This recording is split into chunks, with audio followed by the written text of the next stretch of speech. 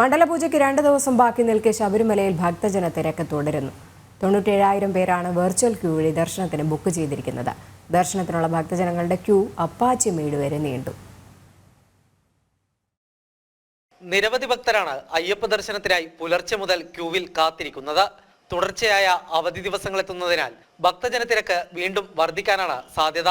ഇന്ന് മാത്രം 97,000 പേർ വെർച്വൽ ക്യൂ വഴി ബുക്ക് ചെയ്തിട്ടുണ്ട്. സ്പോട്ട് ബുക്കിംഗ് കൂടി കണക്കിലെടുത്താൽ 1,00,000-ലധികം പേർ ഇന്ന് ശബരിമല ദർശനം നടത്തും.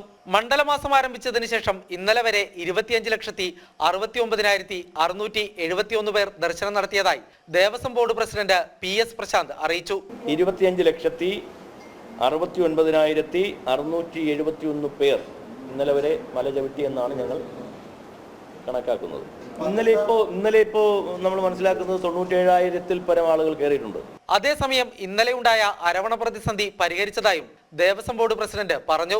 മഹാരാഷ്ട്രയിൽ നിന്നും ശർക്കര എത്താൻ വൈകിയതാണ് പ്രതിസന്ധിക്ക് കാരണം. മിനിഞ്ഞാന്നെത്തേണ്ട ശർക്കര ഇന്നലെയാണ് എത്തിയത്. ഇന്നലെ രാത്രി മുതൽ അരവണ വിതരണത്തിലെ നിയന്ത്രണം മാറ്റി. ട്രാഫിക് തടസ്സമൊക്കെ മൂലമുണ്ടായ 6 മണിക്ക് വരേണ്ടത് മെനഞ്ഞാന്ന് രാത്രി വൈകുന്നേരം 6 മണിക്ക് വരേണ്ടത് വൈകി പെട്ടെന്ന് വെളുപ്പാങ്കാലമായി. അപ്പം അങ്ങനെ ഉണ്ടായ ഒരു ചെറിയ നമുക്ക് ബഫർ സ്റ്റോക്കിൽ ഒരു ചെറിയ കുറവ് വന്നപ്പോഴാണ് നമുക്ക് അങ്ങനെ ഒരു നിയന്ത്രണം ഇന്നലെ വരുത്തേണ്ടി വന്നത്. ഇന്നലെ ഒരു ഉച്ചവരെ മാത്രമേ അങ്ങനെ, അപ്പോഴും ഒരു 5-6 ടെൻ എന്ന് പറയുന്നത് നമ്മൾ കുറച്ചിരുന്നില്ല.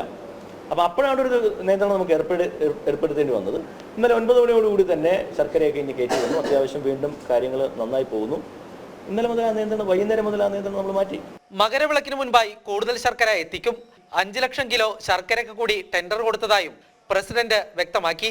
ജനം, സന്നിധാനം.